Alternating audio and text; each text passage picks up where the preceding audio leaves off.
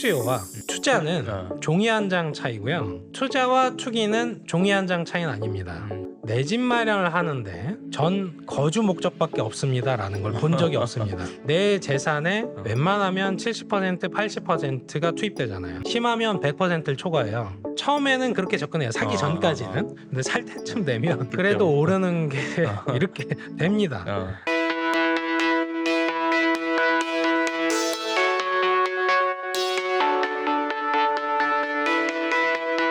정부가 어쨌든 5월 9일까지 토지거래 허가 신청을 한 건에 대해서는 인정을 해주기로 했기 때문에 지금 이제 4월 뭐 셋째 주 지나고 있는데 뭐 한 달 정도 한 달 아니구나 3주 정도 남았잖아요. 예, 이런 상황에서 시장이 좀 반응이 어떻게 나타날까요?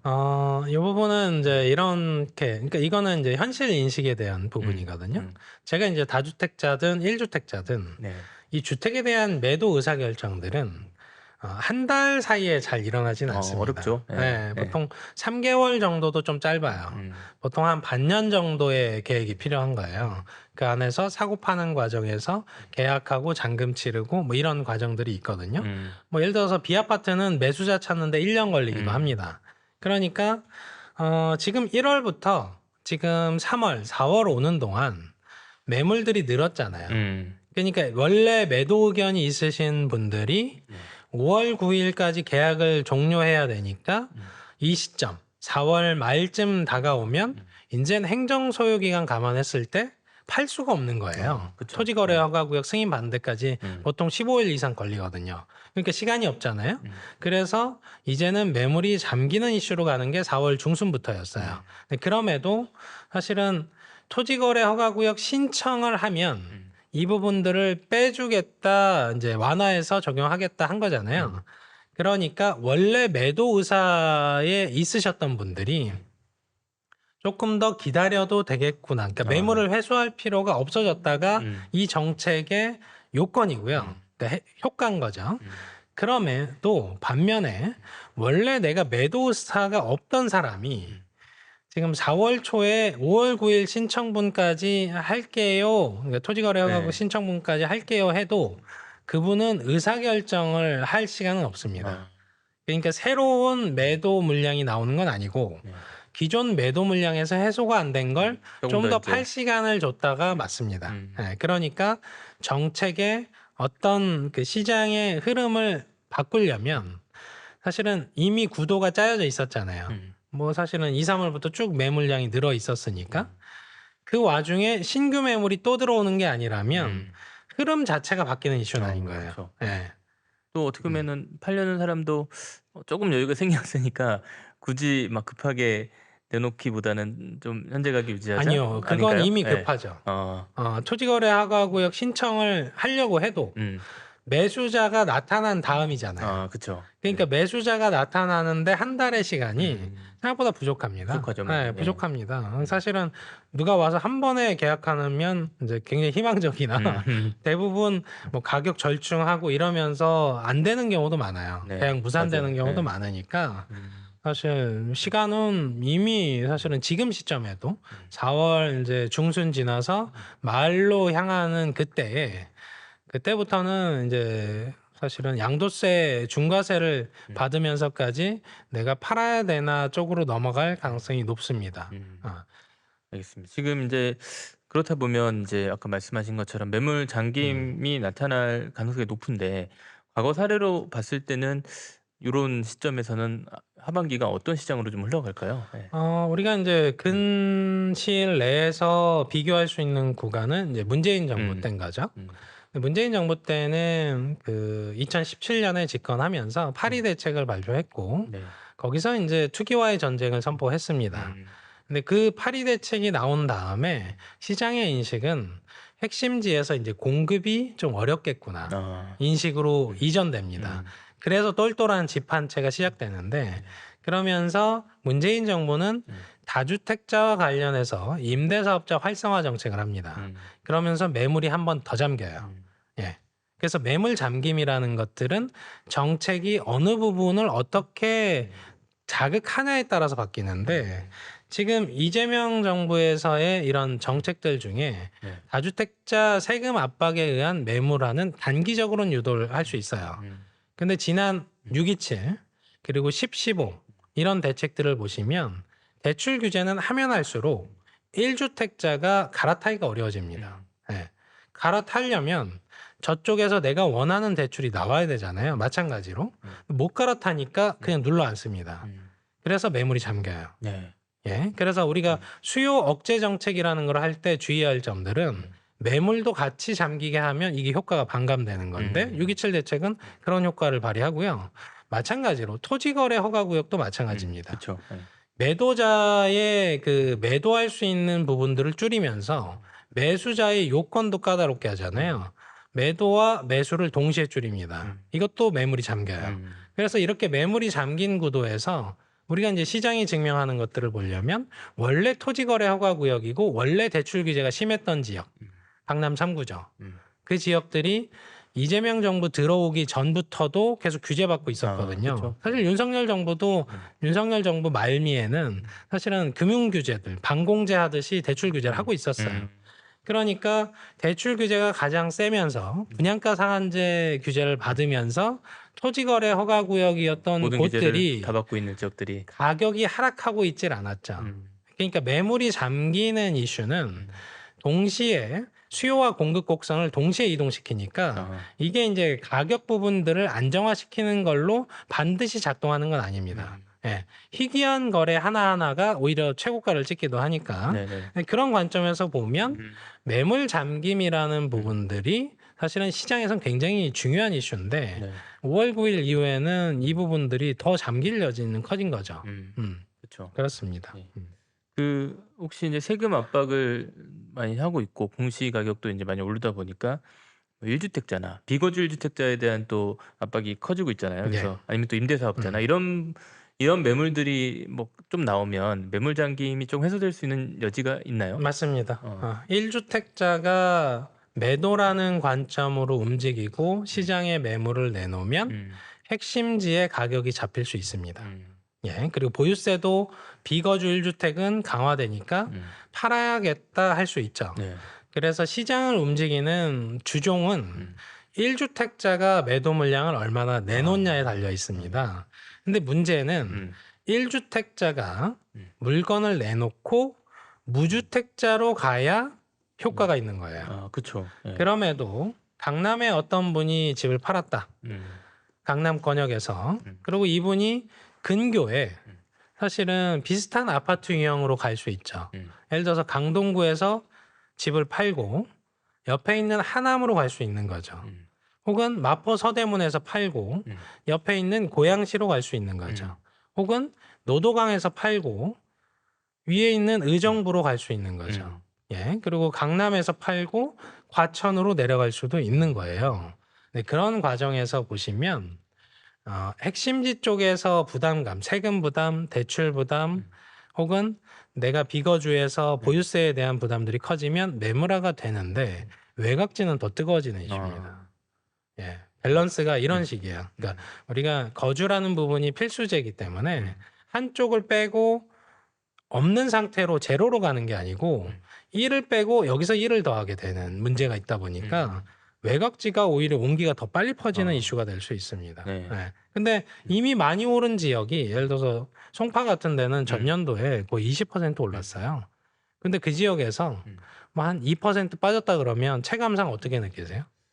빠진 건가 하는 생각이 그렇죠. 들겠죠. 그래서 보통 우리가 추세적인 하락 전환을 얘기하려면 오른 분의 3분의 1은 토해내야 됩니다. 네. 네, 그러니까 한 5에서 한 6% 수준까지는 그렇게 전년도 올랐으면 조정을 받아야 되는데 예를 들어 세종시는 한때 50% 가까이 한 해 동안 급등합니다. 그리고 그 다음에 막 10%, 막 20%, 막 이렇게 떨어지거든요. 네. 그런 조정들이 추세적 하락이고요. 지금 이제 강남권에서 지금 1%도 하락을 안 했습니다. 누적치가. 누적치가. 그러니까 이런 경우는 예, 숨 고르기. 우리가 막 달리다 보면 잠깐씩 숨 골라야 되잖아요. 그래서 강남 3구는 지금 숨 고르기 중이다. 이런 평가를 내릴 수 있습니다. 예. 그 지금 이제 1주택자들을 대상으로 전세 대출 회수에 대한 압박이 나오고 있잖아요. 예. 이 부분은 좀 어떻게 나타날까요? 이건 이제 보유세 실행의 난수표와 아, 1주택자에 대한 대출금 회수도 난수표인 겁니다. 네. 왜 그러냐면 아, 구분이 뭐예요? 음, 예. 1주택자인데 전세를 거주하는 명확한 이유가 보통 있어요. 그쵸. 뭐 예. 학업이든 맞아요. 직장이든, 예. 교육이든 예. 직장이든 뭐 부모님 봉양이든 뭐 자녀 문제든 뭐 아파서 치료 목적이든 네. 이런 뭐 혹은 공무원은 음, 갑자기 지방으로 전령이, 전출 갈 수 있잖아요. 그렇죠. 네. 그럼 지방에서 거주하는 공무원이 집은 서울 수도권에 있을 수 있잖아요. 이런 경우도 규제 대상으로 삼을 수 있을까 해서 네. 이게 항상 이런 것 같아요. 실수요, 음, 투자자, 음, 투기자 명백한 구분 방식이 쉽지 없습니다. 않죠. 예. 쉽지도 않을 예. 뿐더러 현실에 없어요. 그럼- 무슨 얘기냐면 제가 이제 근 한 20년 동안 전문가로 활동하면서 네. 상담만 이제 수천 뭐 많으면 한 수만 건 했겠네요 이제. 네. 그 과정에서 내 집 마련을 하는데 전 거주 목적밖에 없습니다라는 걸 본 적이 없습니다. 그렇죠. 네. 왜? 내 재산의 어. 웬만하면 70% 80%가 투입되잖아요. 심하면 100%를 초과해요. 근데 전 안 올라도 상관없어요. 이런 분은 처음에는 그렇게 접근해요. 사기 전까지는. 근데 살 때쯤 되면 살기 편하면 좋죠. 예. 이렇게 접근하시겠죠. 그래도 오르는 게 이렇게 됩니다. 어, 그러니까 실수요와 음, 이 투자는 어. 종이 한 장 차이고요. 투자와 투기는 종이 한 장 차이는 아닙니다. 왜냐하면 투기라고 하는 경우들은 샀다 팔았다. 단기 이슈가 좀 많은 거예요. 네네네. 그러니까 이런 경우는 좀 구분이 쉬운데 투자와 실수요가 구분이 어렵고요. 그리고 전세를 거주하면 이분이 사회적 약자도 아닙니다. 왜냐하면 우리가 강남권의 전세값이면 예, 경기 인천에 두 채 살 수도 있어요. 그렇죠. 그러니까 네. 우리가 주택에 대한 부분을 금액적으로 환산해서 보면 서울에 전세에 거주하시는 분들은 경기 인천권 혹은 지방에 가면 1주택 이상의 유동성을 가지고 계신 분들이에요. 네. 그러니까 그런 관점에서 보면 전세는 무조건 뭐 보호의 대상으로서 실수요냐 하면 또 그렇지 않고요. 그렇죠. 그리고 1주택이라고 해서 그럼 부자냐? 또 그렇지 않죠. 맞아요. 네. 그러니까 마찬가지입니다. 우리가 1주택에 대한 이 전세 대출 부분들을 지금 2억 원 한도로 줄여놨거든요. 다른 데 거주하면. 그러면 회수까지 가겠다 할 때 네. 구분이 저는 명확하게 되기 어렵다라고 봅니다. 그러니까 실행도 쉽지 않다. 이렇게 보고 있습니다. 네. 그 최근에 그러니까 결국은 이재명 정부에서도 계속 논의하는 게 전세 대출에 DSR을 도입한다. 예. 계속 얘기 있었잖아요. 맞아요. 예. 도입 못 하잖아요. 예. 파장이 커집니다. 왜냐면 그간은 전세를 하고 이자만 내다가 반환받고 이런 식이었거든요. 그렇죠. 그러니까 원리금 상환하는 형태가 아니었어요. 그런데 여기에 DSR을 도입하면 사실은 어려운 서민들이 더 전세 거주하기 어려워지거든요. 그런 관점에서 좀 볼 필요가 있는데 그것도 그래서 도입이 쉽지 않은 겁니다. 예. 알겠습니다. 지금 이제 뭐 지방선거가 이제 다가오기 음. 때문에 뭐 그 사이에는 어떻게 될지 모르겠지만 그 특별한 정책을 내놓기 좀 어려울 수도 있는데 그 이후에 이제 정부가 지금까지 했던 경고들이 얼마나 구체화 되느냐가 또 관건이잖아요. 어떤 카드들을 좀 내놓을까요? 이미 정부 입장에서는 보유세 강화는 마지막 수단이다라는 표현들을 했습니다. 네. 근데 이 표현에는 많은 게 담겨져 있어요. 쉽게 칼로 다루진 않겠다. 얘기도 쉽게. 있고요. 저희가 이제 그런 거잖아요. 우리가 뭐 게임을 한다. 예를 들어서 하는데 정말 핵심에 해당되는 카드는 마지막까지 아껴놓잖아요. 그렇죠. 그래서 보유세는 마지막까지 아껴놓는 수단이니까 사실은 당장 지방선거 이후에 막 도입되긴 좀 어려워 보입니다. 그럼 도입할 수 있는 게 뭐냐? 규제지역 확대는 언제든지 가능하죠. 예, 토지거래 허가 구역을 더 확대하는 겁니다. 안 된 곳들 이제 예. 몇 곳들. 그리고 네. 지금 대출과 관련된 규제는 뭐 더 할 수 있죠. 원래 최대 한도가 6억 원인데 최대 한도를 4억 원으로 줄일 수도 있겠죠. 뭐 그런 정책들을 할 수 있고요. 그리고 우리가 이제 양도세에 대한 부분들이 압박 수단으로 이제 원복되긴 합니다만 사실은 보유세라는 부분들을 다룰 때 거래세에 대한 것들을 분명히 신경을 써야 되거든요. 그렇죠. 거래세에 대한 것도 좀 신경을 쓸 것 같고요. 또 하나는 임대차 시장. 계속 문제가 되잖아요. 주거비 오른다, 월세화 돼서 힘들다, 뭐 이런 얘기들 나오니까 임대차 제도 전반에 대한 사실은 뭐 내용들을 좀 준비하지 않을까 싶은 게 있고요. 그리고 또 공급 대책은 끊임없이 내놓을 것 같아요. 신규 택지 발굴하는 부분들, 그리고 3기 신도시 안에서의 뭐 용적률 상향이라든지 대규모 택지 지구를 추가로 발굴을 하다 보면 거기에 의한 것들이 또 움직일 수 있고요. 또 하나는 이제 공공에서 분양하는 형태들이 되다 보니까 지금 이제 토지 임대부 주택 이런 형태들 혹은 반값 전세 이런 공약들 지방선거에 많이 나오잖아요. 네, 그런 정책들도 좀 더 확장적으로 움직이지 않을까 이렇게 볼 수 있고요. 근데 그런 부분들은 있습니다만 일단 뭐 지방선거는 끝나고 그렇죠. 내용들을 내놓을 수밖에 없는 구조 속에 있고요. 그래서 시장에 정치적 이슈들이 좀 개입하면 네. 잠깐의 블랙아웃 기간이 있거든요. 그래서 5월 이 양도세 중과 부활부터 6월 이 지방선거 사이에 이제 계속 그 선거 유세 기간이잖아요. 그 기간에는 사실은 뭐 조금 잘못 개입하면 선거 개입 이슈가 있을 수 있으니까 그렇죠. 그래서 블랙아웃 기간이다 이렇게 보시는 게 맞고 이제 지방선거 끝나면 한 7월 정도 이제 하반기 들어갈 때쯤에 전월세 안정화 방안들을 준비하지 않을까 이렇게 봅니다. 왜냐하면 전월세가 지금 심상치가 않아서 그래요. 알겠습니다. 지금 뭐 아까도 말씀하셨지만 여러 가지 이제 그런 이슈 속 요인 속에서 뭐 집값 상승세가 꺾이지 않을 가능성이 높다는 의견이시잖아요. 네. 근데 이게 어떤 수준으로 나타날까요? 뭐 이렇게 폭등도 있고 뭐 완반항의 상승도 있고 여러 가지 이제 그러니까 세금에 의해서도 그렇고 항상 그런 것 같아요. 관점에 대한 문제인데 주택이라는 재화를 필수재 개념에서 볼 수밖에 없거든요. 우리가 거주 문제는 해결을 해야 되니까. 그래서 생애주기 관점에서 보면 앞서 설명드린 것처럼 30대가 DSR 때문에 생애주기가 앞당겨집니다. 그리고 정부의 대출 규제 이런 게 있으면 지금보다 더 대출이 줄 것 같으면 의사결정을 앞당겨요. 그리고 분양가가 계속 오를 것 같으면 그러면 청약에서 내 집 마련하기보다 앞당겨져 의사결정들을.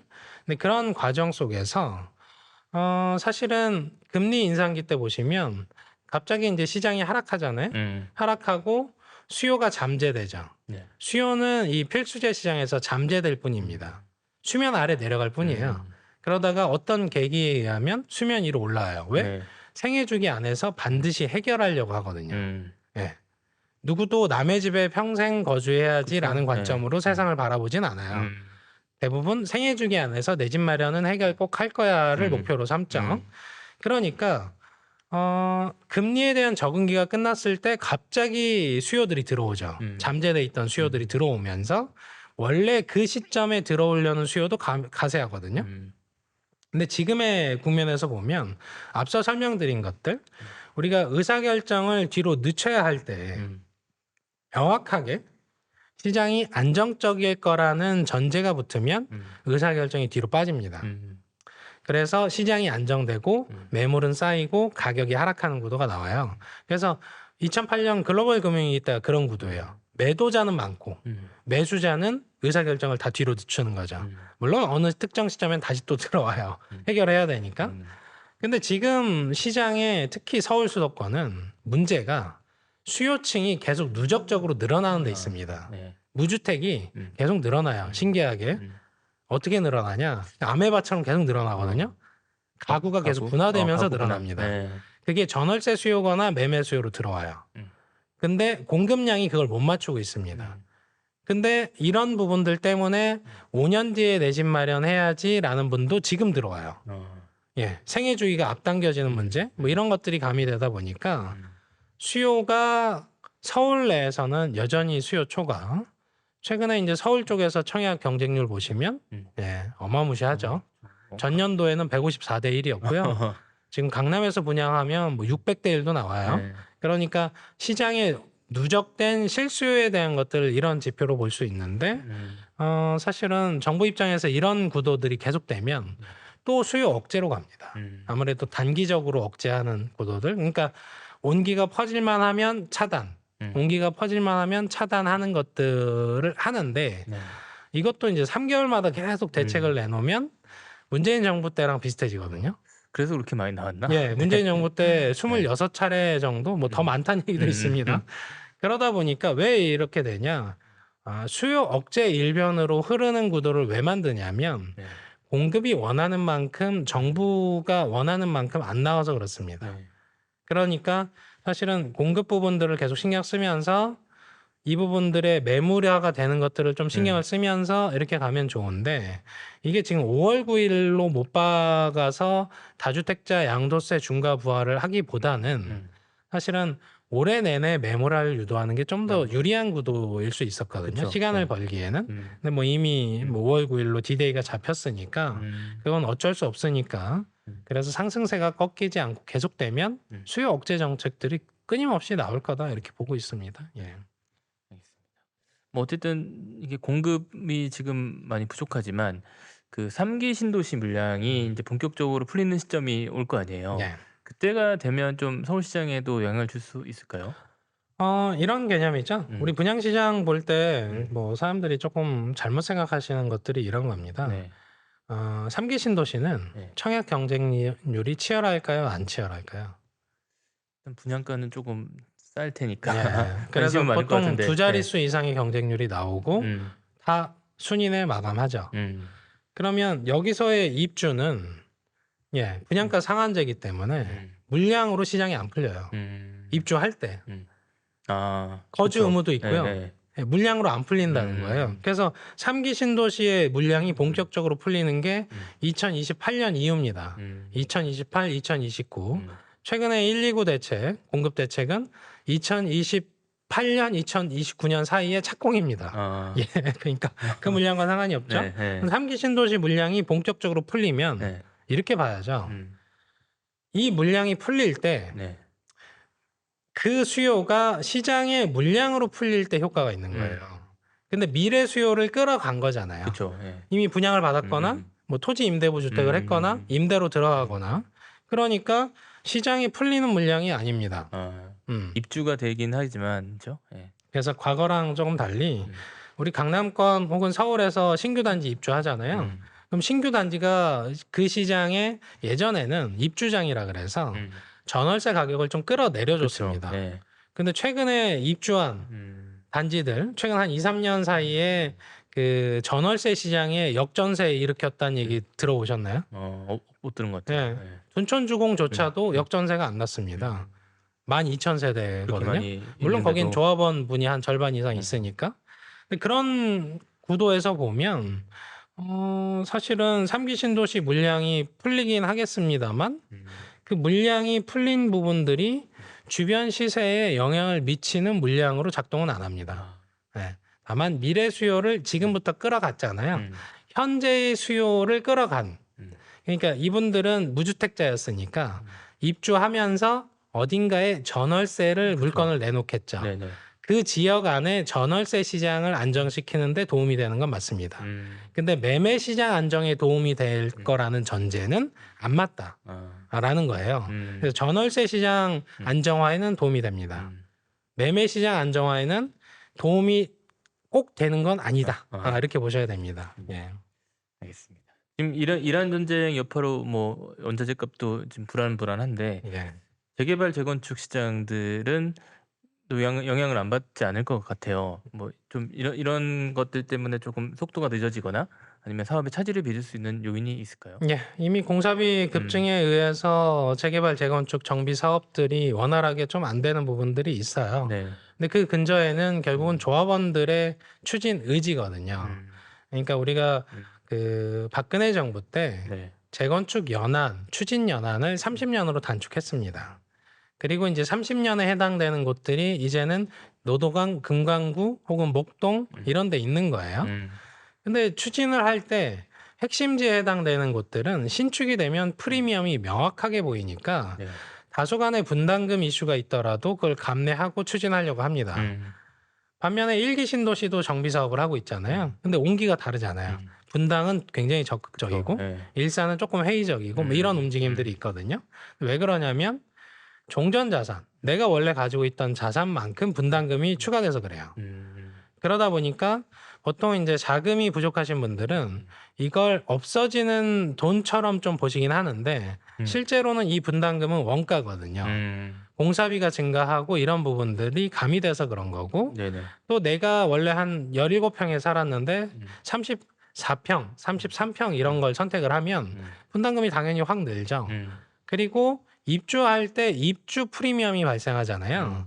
그럼 이 입주 프리미엄을 기반으로 해서 그동안 분담금 낸 것들을 회수할 수 있는 구조인 거예요.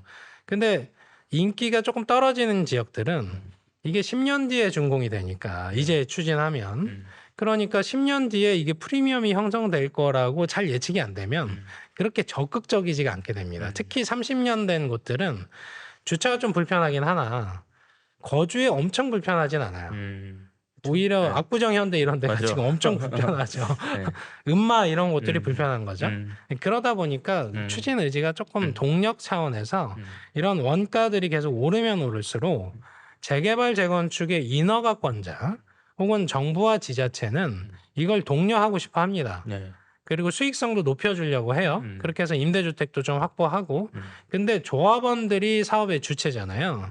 조합원들 의지가 떨어지면 20년 동안 도돌이표로 움직이는 경우도 많습니다. 음마 아파트가 그렇잖아요. 계속 그 자리에서 맴돌면서 계속 추진이 안 되잖아요. 그런 이슈들이 있으니까 그런 관점에서 보면 지금은 이제 투자자도 좀 긴 시각에서 재개발 재건축에 들어가는 것도 좀 우려하는 것 같습니다. 어차피 말씀드린 것처럼 네네. 조합원이 돼서 분담금을 내서 이렇게 하는 형태와 이미 신축인 곳들을 급매물을 잘 잡아서 일정 부분의 안정된 시세 차익을 확보하는 형태가 될 거냐 해서 신축 쪽 준신축에서 선택하는 경우들이 꽤 많습니다. 그러니까 한마디로 우리가 재개발 그 연립주택을 하나를 사서 이게 10년, 20년 네. 기다려야겠지라는 관점들이 지속적으로 공사비가 올라가다 보니까 잘 안 맞아요. 나오는 것 같습니다. 투자자 관점에서도.